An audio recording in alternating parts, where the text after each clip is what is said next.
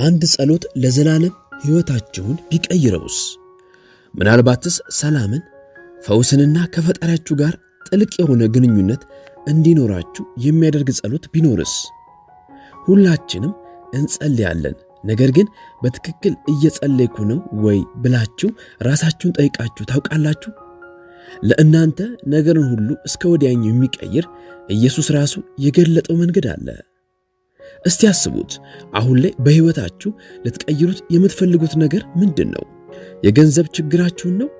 ወይስ የፍቅር ግንኙነት ችግራችሁን ነው? ወይስ ወደ ኋላ የሚያስቀራችሁን ጭንቀት ነው? ምንም ይሁን ምን ኢየሱስ የሚዘልቅ ሰላምንና ነፃነትን የምናገኝበትንና ከአብ ጋር የምንገናኝበትን መንገድ አሳይቶናል። በዚህ ቪዲዮ ብዙ ሰዎች እግዚአብሔርን በማውራት ውስጥ የሚሳሳቱትን ነገሮችና ኢየሱስ እንዳስተማረን እንዴት በኃይል በዓላማና በሰላም መጸለይ እንደምንችል እንመለከታለን። ሰዎች ሲጸልዩ ከሚሰሯቸው ዋነኛ ስህተቶች መካከል አንዱ ቶሎ ወደ ጥያቄዎቻቸው ዘሎ መግባት ነው። ነገር ግን ኢየሱስ ስለ ጸሎት በማቴዎስ ወንጌል ምዕራፍ 6 ቁጥር 9 ላይ ባስተማረው ትምህርቱ እንዲህ ሲል ጸሎቱን ጀምሯል። በሰማያት የምትኖር አባታችን ሆይ ስምህ ይቀደስ። ማቴዎስ ጸሎታችን በአምልኮና በክብር መጀመር እንዳለበት ያስተምረናል። ስምህ ይቀደስ ስንል የእግዚአብሔርን ቅድስና፣ ኃያልነትና በነገሮች ሁሉ ላይ ያለውን ሥልጣን እያወጅን ነው። ምክንያቱም ቃሉ ቅድስናን፣ መለየትንና ክብርን የሚገባው መሆኑን ይናገራልና። በዘጸአት ምዕራፍ 3 ቁጥር 5 ላይ ሙሴን በሚቃጠል ቁጥቋጦ ላይ የነበረውን ጊዜ አስታውሱ። ሙሴ ወደ እግዚአብሔር በቀረበ ጊዜ እርሱም እንዲህ አለው፣ አንተ የቆምክባት ስፍራ የተቀደሰች መሬት ናትና ጫማህን ከእግር አውጣ። ጸሎታችሁን ስትጀምሩ ከራሳችሁ ጉዳይ ይልቅ ትኩረታችሁን በእግዚአብሔር ማንነት ላይ አድርጉ። እንዲህም በሉ፣ ጌታ ሆይ አንተ ቅዱስ ነህ፣ አንተ ፈጣሪዬ ነህ፣ አባቴም ሰጪም ነህ። አንተ አምላኬ ነህና እኔም አመልክሃለሁ። ይህ ጸሎት አመለካከታችሁን ወዲያው በመቀየር ልባችሁ ከእርሱ ጋር ይገናኝ ዘንድ ያዘጋጀዋል። ጸሎት መጠየቅ ብቻ አይደለም፣ የምንጠይቀውን አካል ማክበር እንጂ። በአምልኮ ስትጀምሩ በጸሎታችሁ ውስጥ የምታነሱት ነገር ሁሉ የምታዩበትን አመለካከት ይቀይረዋል። ሌላኛው ጸሎት ስንጸልይ የምንሰራው ስህተት ጸሎትን ልክ እንደ ምኞቶቻችን ዝርዝር ማየታችን ነው። ነገር ግን ማቴዎስ ወንጌል ምዕራፍ 6 ቁጥር 10 ላይ እንዲህ እንድንጸልይ ይመክረናል። መንግሥትህ ትምጣ፣ ፍቃድህ በሰማይ እንደሆነች እንዲሁ በምድር ትሁን። ማቴዎስ የሚያስተምረን ጸሎት ማለት እግዚአብሔር ፍቃዳችንን እንዲያደርግልን ማሳመን ሳይሆን ልባችንን ከእርሱ ፍቃድ ጋር ማስማማት እንደሆነ ነው። ማቴዎስ በምዕራፍ 26 ቁጥር 39 እንደሚነግረን ኢየሱስ በጌተሰማኔ የነበረውን ጊዜ አስታውሱ። እንዲህም ሲል ጸልየ፣ አባቴ ቢቻልስ ይህች ጽዋ ከኔ ትለፍ፣ ነገር ግን አንተ እንደምትወድ ይሁን እንጂ እኔ እንደምወድ አይሁን። ምንም እንኳን የሰው ልጅ አእምሮ ሊያስበው የሚችለውን ሕመም ለመቀበል እየተዘጋጀ ቢሆንም ነገር ግን ኢየሱስ የእግዚአብሔር ዓላማ ከእርሱ እንደሚሻል ያውቅ ነበር። ስትጸልዩ እንዲህ ለማለት ሞክሩ፣ ጌታ ሆይ አምንሃለሁ። ነገሮች እኔ ተስፋ እንዳደረግኩት የማይሄዱ ከሆነ ፍቃድ ትክክል እንደሆነ አውቃለሁ። እናም ራሴን ለፍቃድ አሳልፌ እንድሰጥና ልቤን ከአንተ ጋር እንዳስማማ እርዳኝ። ይህ ሁልጊዜም ቀላል ባይሆንም ነገር ግን እግዚአብሔር እናንተ መመልከት በማትችሏቸው መንገዶች ይሠራ ዘንድ ዕድልን ይከፍታል። ምክንያቱም ፍቃዱን ማመን በጥርጣሬ መሃል እንኳን ሰላም ይሰጣልና። ሌላኛው ሰዎች በጸሎት ላይ የሚሰሩ ስህተት ስጋትና ጭንቀት ጸሎቶቻቸውን እንዲቆጣጠር መፍቀር ነው። ኢየሱስ በማቴዎስ ወንጌል ላይ የሚያስተምረን ሌላኛው ጸሎት የዕለት እንጀራችንን ዛሬ ስጠን የሚል ነው። ይህ ጸሎት የሚያስተምረን ጸሎት ማለት እግዚአብሔር ዛሬ የሚያስፈልገንን ነገር እንደሚሰጠን ማመን እንጂ በነገ ፍርሃት ታንቆ መቅረት እንዳልሆነ ነው። በዘጸአት ምዕራፍ 16 እስራኤላውያን በምድረ በዳ የነበራቸውን ጊዜ አስታውሱ። እግዚአብሔር ለዚያች ቀን የሚያበቃቸውን ያክል መናን ከሰማይ ይልክላቸው ነበር። ምክንያቱም ለቀጣይ ቀን ከሰበሰቡት ይበላሽባቸዋልና። ይህ እግዚአብሔርን ዛሬን አስበን እንድንታመነውና ስለ ነገ እንዳንጨነቅ ያስተምረናል። ስትጸልዩ ትኩረታችሁን በዛሬ ላይ አድርጉ። እንዲህም በሉ፣ ጌታ ሆይ ዛሬ የሚበቃኝን እንደምትሰጠኝ ያውቃለሁ። ስለ ነገ ያለኝን ጭንቀት እንድጥልና በታማኝነት ላይ እንድታምን እርዳኝ። ዘወትር በእግዚአብሔር ላይ መታመን እርሱ ብቻ ሰጫችን እንደሆነ እንድናውቅ ያደርገናልና። እናም ይህ እምነትን ለመገንባትና ከእርሱ ጋር ያላችሁን ግንኙነት ለማጥበቅ ይረዳል። ብዙ ሰዎች የማያውቁት ነገር ቢኖር ይቅር አለማለትንና ቂምን መሸከም ከእግዚአብሔር ጋር ያለንን ግንኙነት እንደሚያግደው ነው።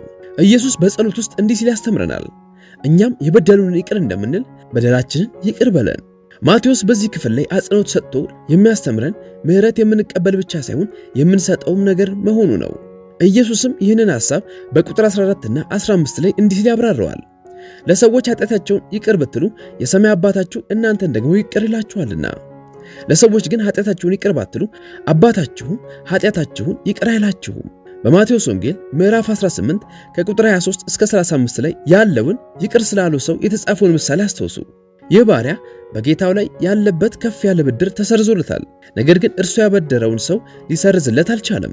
ይህንንም በሰማ ጊዜ የተቆጣው ጌታው እኔ እንደማርኩ ባልንጀራ የሆነውን ያን ባሪያህን ልትምረው ለአንተስ አይገባምን አለው። ይህ ይቅር ማለት አንድን ሰው ስላደረገው ነገር መማር ብቻ ሳይሆን ራሳችሁን ከመራራው ነገር ማላቀቅና ልባችሁን ለእግዚአብሔር ጸጋ ክፍት ማድረግ ነው። ስትጸልዩም እግዚአብሔር ይቅር ትሉ ዘንድ እንዲረዳችሁ ለምኑት።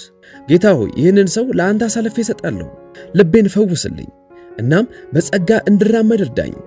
ቂምን መልቀቅና ይቅር ማድረግ ማለት ለፈውስና ለሰላም በር መክፈት ማለት ነው። በጸሎት ጉዳይ ላይ ብዙ ሰዎች የህይወት ፈተናዎችን ብቻችንን ልንጋፈጥ እንደማይገባን አያውቁም። ይህንን ኢየሱስ በማቴዎስ ወንጌል ጸሎቱ ላይ እንዲህ ሲል ገልጾልናል። ወደ ፈተና አታግባን ከክፉ ሁሉ ሰውረን እንጂ። ጸሎት ማለት በረከትን ከእግዚአብሔር መለመን ብቻ ሳይሆን በፈተናችንም ውስጥ እግዚአብሔርን እጅ ስለመፈለግ ነው። ፈተና በብዙ አይነት መንገድ ሊመጣ ይችላል። ተስፋ መቁረጥ፣ የቁጣ አሊያም ከእግዚአብሔር መንገድ የመውጣት ፈተናዎች። በምንም አይነት መንገድ ይምጣ ይህንን ፈተና ብቻችንን እንጋፈጥ ዘንድ ብቁ አይደለንም። ዮሴፍ በዘፍጥረት 39 ላይ የነበረውን ጊዜ አስታውሱ። ከጲጢፋራ ሚስት ፈተና ሲደርስበት ዮሴፍ ፈተናውን ብቻውን ይጋፈጥ ዘንድ አልሞከረም። ነገር ግን እግዚአብሔር እንደሚመራውና እንደሚጠብቀው በማመን ሸሸ። በእግዚአብሔር እርዳታ ላይ ያለ እምነትም በኃጢአት እንዳይወድቅ ረዳው። ስትጸልዩ እግዚአብሔር ወደ ፈተና ከሚያስገቡ ሁኔታዎች እንዲያርቃችሁ ጸልዩ። ጌታ ሆይ እኔ ብቻዬን ብቁ አይደለሁም፣ አንተ ባዘጋጀህልኝ መንገድ ላይ እንድራመድ እርዳኝ፣ እናም ወደ ፈተና ከሚያስገባኝ መንገድ ሁሉ ጠብቀኝ። ይህ ጸሎት እግዚአብሔር መሸሸጊያችን መሆኑን የሚያሳይ ጸሎት ነው። እርሱን እየጠየቅን ያለነው የህይወት ፈተናዎቻችንን ብቻችንን እንድንጋፈጥ ሳይሆን እንደሚመራንና እንደሚያድነን አውቀን እንድንታመነው ነው። ኢየሱስ በተጨማሪም ጸሎት ግላዊና ጥብቅ እንዲሆን እንጂ በአደባባይ የሚታይ እንዳይሆን ያስተምረናል። ማቴዎስ ወንጌል ምዕራፍ 6 ቁጥር 6 ሲናገር እንዲህ ይላል፣ አንተ ግን ስትጸልይ ወደ እልፍኝ ግባ፣ መዝጊያህንም ዘግተህ በስውር ላለው አባትህ ጸልይ፣ በስውር የሚያይ አባትህም በግልጥ ይከፍልሃልና። ማቴዎስ እዚህ ላይ የሚያሳየን ጸሎት ማለት በሌሎች ለመታየት የምንጠቀምበት መሳሪያ ሳይሆን በዝምታ ከእግዚአብሔር ጋር ትክክለኛ ግንኙነት የምንመሰረትበት ጊዜ እንደሆነ ነው። በዚህ ታይታንና ትኩረትን በሚሻ ዘመን መሃል ይህ ትምህርት እጅግ ወሳኝ ነው። ዳንኤል በትንቢተ ዳንኤል ምዕራፍ 6 ቁጥር 10 ላይ የነበረውን ጊዜ አስታውሱ። ወደ እግዚአብሔር መጸለይ በተከለከለበት ሰዓት እንኳን መስኮቱን ወደ ኢየሩሳሌም ከፍቶ በቀን 3 ጊዜ ጸልይ ነበር። ይህንን የሚያደርገው ለመታየት ሳይሆን ጊዜውን በትጋት ለእግዚአብሔር ለመስጠት ሲል ነበር። እናንተም ከእግዚአብሔር ጋር በግል በምትገናኙበት ጊዜ አስታውሱ። ምናልባትም ጸጥ ያለ ክፍል፣ ሰላማዊ ስፍራ አሊያም ተፈጥሮን እያደነቁ ወክ ማድረግ ሊሆን ይችላል። በእነዚህ መሃል እንዲህ በሉ፣ ጌታ ሆይ መጥቻለሁ፣ ከአንተ ጋር ጊዜን ማሳለፍ እፈልጋለሁ፣ ልቤን እነግርሃለሁ። ስለዚህ ጸሎት ለሌሎች ስለማድረግ ሳይሆን በእውነት ከእግዚአብሔር ጋር ስለመገናኘት በሚሆንበት ጊዜ የጥንካሬና የለውጥ ምንጭ እየሆነ ይመጣል። ብዙውን ጊዜ ሰዎች የሚሳሳቱ ስህተት ቢኖር በጸሎታቸው መሃል ፍጹም የሆኑ ቃላትን አሊያም ጥንቅቅ ያለ ፎርሙላ መከተል እንዳለባቸው ሲያምኑ ነው። ነገር ግን ኢየሱስ በማቴዎስ ወንጌል ምዕራፍ 6 ቁጥር 7 እንዲህ ሲል ያስተምረናል። አሕዛብም በመናገራቸው ብዛት እንዲሰሙ ይመስላቸዋልና ስትጸልዩ እንደ እነርሱ በከንቱ አትድገሙ። ማቴዎስ እዚህ ላይ እያስታወሰን ያለው ጸሎት ምን ያህል ቃላትን ስለማውጣታችንም ሆነ ስለ አነጋገራችን እንዳልሆነ ነው። ይልቁንም ስለ ትህትና ነው። እግዚአብሔር የሚፈልገው አፈጻጸማችሁን ብቻ ሳይሆን ታማኝነታችሁንም ጭምር ነው። ሐናን በአንደኛ ሳሙኤል ምዕራፍ 1 ከቁጥር 10 እስከ 13 ላይ አስታውሷት። በልብ ስብራት ውስጥ ሆና ወደ እግዚአብሔር በምትጸልይበት ወቅት ከንፈሮቿ ቢንቀሳቀሱም አንድም ቃላት ካፏ አልተሰሙምና ካህኑ ኤሊ የሰከረች ይመስለው ጀመረ። ነገር ግን ትህትናዋን የተመለከተው ጌታ በወንድ ልጅ ባረካት። ስትጸልዩ ትክክለኛውን ቃላቶች ስለመጠቀማችሁ ከማሰብ ይልቅ ከእግዚአብሔር ጋር ታማኝ ሁኑ።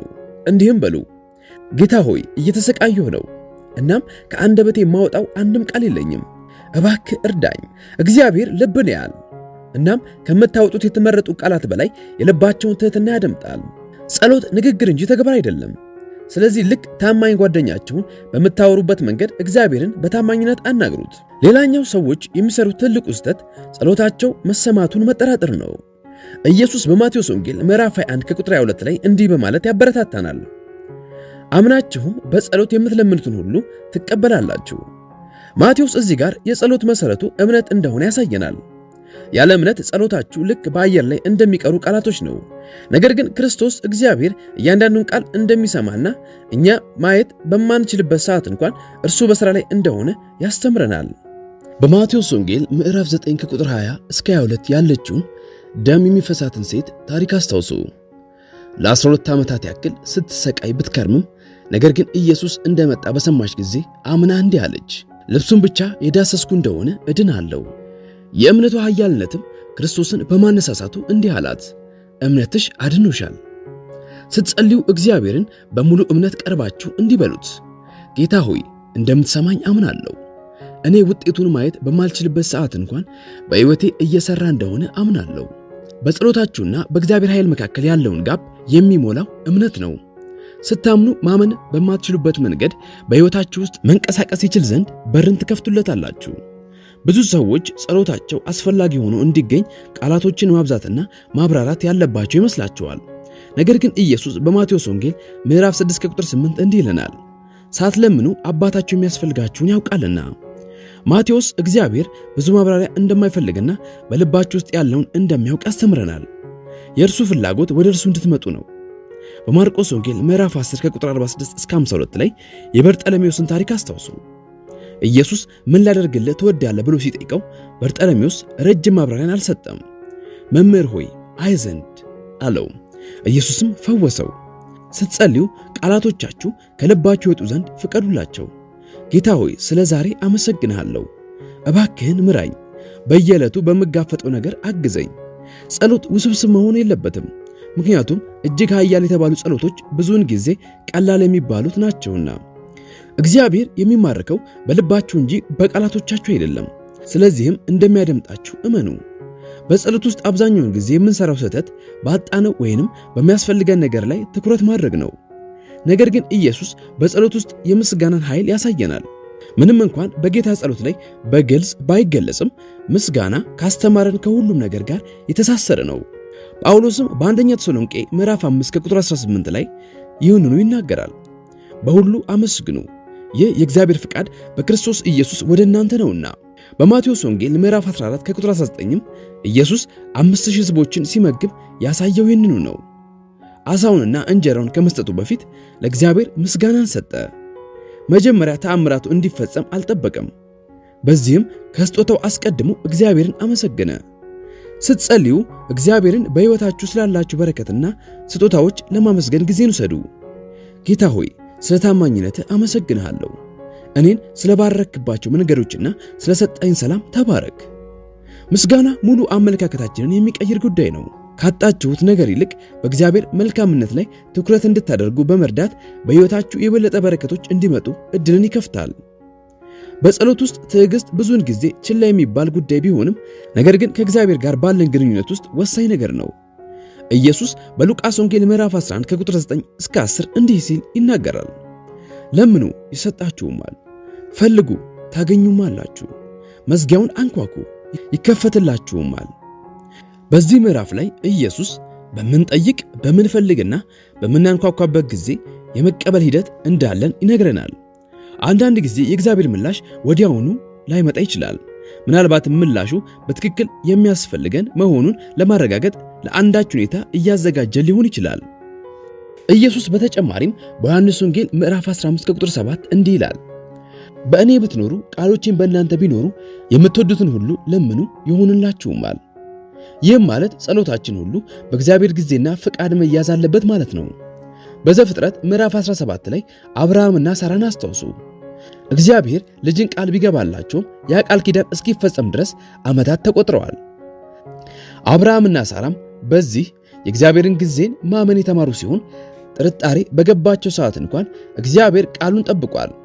ጥበቃው የዘገየ የመሰለ ጊዜ እንኳን የእግዚአብሔር ቃል ኪዳን እርግጥ ነው። ስትጸልዩ የእግዚአብሔርን ጊዜ ማመንን ተማሩ። ጌታ ሆይ በሕይወቴ ውስጥ እየሰራ እንዳለህና ምላሽህንም በትክክለኛው ሰዓት እንደምትሰጠኝ አምናለሁ። ያንተ ዕቅድ ሁልጊዜም ቢሆን ከእኔ የተሻለ እንደሆነ በማመን ዘወትር በትዕግስት እንድጠብቅህ እርዳኝ። በጸሎት ውስጥ ትዕግስት ማድረግ ማለት እግዚአብሔር በሚያስፈልገን ሰዓት እንደሚሰጠን በማመን እምነታችንን የምንገልጽበት መንገድ ነው። ጸሎት የምንፈልገውን አሊያም የሚያስፈልገንን ነገር ስለመጠየቅ ብቻ ሳይሆን ጥበብን ስለመሻትም ጭምር ነው። በያዕቆብ ወንጌል ምዕራፍ 1 ከቁጥር 5 እንዲህ ተብሎ ተነግሮናል። ከእናንተ ግን ማንም ጥበብ ቢጎድለው ሳይነቅፍ በልግስና ለሁሉ የሚሰጠውን እግዚአብሔርን ይለምን፣ ለእርሱም ይሰጠዋል። ማቴዎስ በእያንዳንዱ የሕይወታችን ምዕራፍ ላይ እግዚአብሔር ምሪቱን እንድንሻ እንደሚፈልግ ይነግረናል።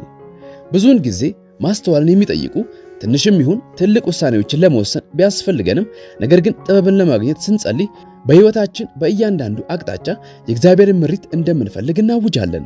ሰለሞን በሚነግስበት ወቅት ሕዝቡን የሚመራበትን ጥበብ ይሰጠው ዘንድ እግዚአብሔርን ለምኖት ነበር። እግዚአብሔርም ጥበብን ሰጠው። እናም ሰለሞን በጥበብነቱ ይታወቅ ጀመር። እኛም ከጠየቅን እግዚአብሔር እንዲህ አይነት ጥበብን ሊሰጠን ይችላል። ስትጸልዩም ከእግዚአብሔር ጥበብን በመፈለግ እንዲህ ብላችሁ ጠይቁት። ጌታ ሆይ ምሪትን እፈልጋለሁ። ነገሮችን አንተ በምታይበት መንገድ ላይ እንዳይና አንተን የሚያከብር ውሳኔን እወስን ዘንድ እርዳኝ። ጸሎት የእግዚአብሔርን የማያልቅ ጥበብና የሕይወት ምሪት የምንቀበልበት መንገድ ነው። በብርታት ከምንጸልይባቸው መንገዶች ውስጥ ቃላቶቻችንን ከእግዚአብሔር ቃል ኪዳን ጋር ማስማማት ነው። ኢየሱስም በሚጸልይበት ወቅት አብዛኛውን ጊዜ የእግዚአብሔርን ቃል በማጣቀስና የአባቱን ቃል በማስታወስ ይህንን አረጋግጦልናል። በማቴዎስ ወንጌል ምዕራፍ 4 ከቁጥር 4 ላይ ኢየሱስ በበረሃ በሰይጣን በሚፈተንበት ወቅት እንዲህ ብሏል። ሰው ከእግዚአብሔር አፍ በሚወጣው ቃል ሁሉ እንጂ በእንጀራ ብቻ አይኖርም። ከእግዚአብሔር ቃል ጋር ተስማምታችሁ ጸልያችሁ ማለት የእግዚአብሔርን ቃል ኪዳንና እውነትን አረጋግጣችሁ ማለት ነው። ይህም ጸሎታችሁን ከተራ ሐሳብ ወደ ጠንካራ የእምነት አዋጅ ይቀይረዋል ማለት ነው። የእግዚአብሔር ቃል ሕያውና የሚሠራ ነው። እናም ስትናገሩት በነገራችሁ ላይ የእርሱን ኃይል ትጋብዙታላችሁ ማለት ነው። ኢየሱስ በማቴዎስ ወንጌል ምዕራፍ 26 ከቁጥር 39 ላይ የሕይወት ፈተናዎችን በእግዚአብሔር ቃል የተጋፈጠበትን ጊዜ አስታውሱ። ምንም እንኳን ከፊቱ ያለው የመስቀል ሞት ቢሆንም እርሱ ግን እንዲህ ሲል ጸለየ፣ አንተ እንደምትወድ ይሁን እንጂ እኔ እንደምወድ አይሁን። ኢየሱስ የእግዚአብሔር ቃል በእንደዚህ አይነት የጭንቀት ወቅት እንኳን እንደሚመራው ያውቅ ነበር። ስትጸልዩ አሁን ካለው ሁኔታችሁ ጋር የሚስማማን የእግዚአብሔርን ቃል ፈልጉ። እናም ለምሳሌ በፊልጵስዩስ ምዕራፍ 4 ከቁጥር 19 ላይ ያለውን ቃል በመውሰድ ጌታ ሆይ እንደ ባለጠግነት መጠን በክብር በክርስቶስ ኢየሱስ የሚያስፈልገኝን እንደምትሞላብኝ አምናለሁ በማለት ማወጅ ትችላላችሁ። ይህ አይነት ልምምድ በጸሎት እንድትጠልቁና የበለጠ እምነት እንዲኖራችሁ ከማድረጉም በላይ በእውነተኛ ቃል በኩል በሕይወታችሁ ላይ ያለውን ፍቃድ ይገልጥላችኋል። እነዚህን ደረጃዎች ከተመለከትን ጸሎት ተራ አምልኮ ሥርዓት አሊያም የቃላት ጥርቅም አለመሆኑን ወቁ። ይህ ከፈጣሪያችሁ ጋር የሚደረግ ንግግር ልባችሁን ከፍቃዱ ጋር የምታስማሙበት፣ ሰላምንና መረዳትን የምታገኙበትና ፍቃዱን የምታምኑበት መንገድ ነው። ኢየሱስ እንዴት ልንጸልይ እንደሚገባ አስተምሮናልና ምሳሌውን በምንከተልበት ጊዜ ሁኔታዎችንና ማንነታችንን የሚቀይር ጥልቅ ግላዊ ግንኙነት ከእርሱ ጋር እናዳብራለን። በእነዚህ መርሆች አማካኝነት ጸሎታችሁን ብታደርጉ ሕይወታችሁ በምን አይነት መንገድ እንደሚቀየር አስቡት። እግዚአብሔርን ማምለክ፣ ለፍቃዱ መገዛት፣ የዕለት እንጀራችሁን መፈለግ፣ ሌሎችን ይቅር ማለት፣ የእርሱን ጊዜ ማመንና ጥበብን መጠየቅ በዚህ የጸሎት ሕይወታችሁ የጥንካሬያችሁ የተስፋችሁና የለውጣችሁ ምንጭ ሊሆን ይችላል። አሁን አብረን እንጸልይ። ጥቂት ጊዜን ውሰዱ። በዚህ ሰዓት የትም ስፍራ ብትሆኑ እንኳን ይህ ጸሎት የእምነታችሁ፣ የሕይወታችሁ፣ የተስፋችሁና በሕይወታችሁ ላይ ያለው የእግዚአብሔር መልካምነት መታያ እንዲሆን አድርጉ።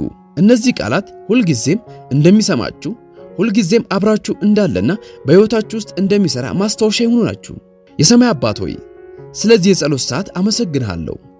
በፊትህ ያለነው እንደ እንግዶች ሳይሆን ፍቅርህን፣ ምሪትህንና ኃይልህን ፈልገን እንደመጣን ልጆች ስለሆንን አመሰግንሃለሁ።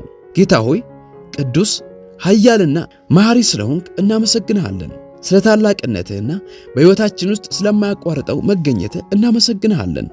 ዛሬ ፍቃዳችንን ሁሉ ለአንተ አሳልፈን እንሰጥሃለን።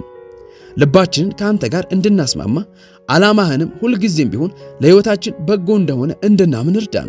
የዕለት እንጀራችንን ዛሬ እንደምትሰጠን እናምናለን። ስለ ነገ ያለንን ጭንቀታችንን ሁሉ በአንተ ላይ ጥለን በታማኝነትህ እናርፋለን። ጌታ ሆይ የበደሉንን ሁሉ ይቅር እንላለን። በሕይወታችን ውስጥ ያለውን መራርነት በሙሉ ጥለን ጸጋን እንድንቀበል እርዳን። ዛሬ በፈተናችን ውስጥ አብረህን እንዳለና ክፉን እንደምታሳልፈን በማመን ወደ ሕይወታችን እንጋብዝሃለን። ጠባቂያችንና መሪያችን ትሆን ዘንድ እናምናሃለን።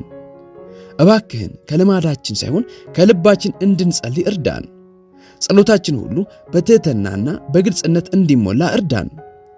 እንደምትሰማንና በትክክለኛው ሰዓት ጸሎታችንን እንደምትመልስልን እናምናለን። ጌታ ሆይ ጥበብን ስጠን። አንተን የሚያከብር ምርጫን እንድንመርጥና ዓላማህን ወደ ሕይወታችን እንድናስጠጋ እርዳን። አባት ሆይ ስለ ፍቅርህ፣ ስለ ጥበብህና ስለ ጸጋ እናመሰግንሃለን። በሕይወታችን ውስጥ ዘወትር እንደምትሠራ በማመን ብዙ ልቦች አንተን እንደሚቀበሉ እናምናለን።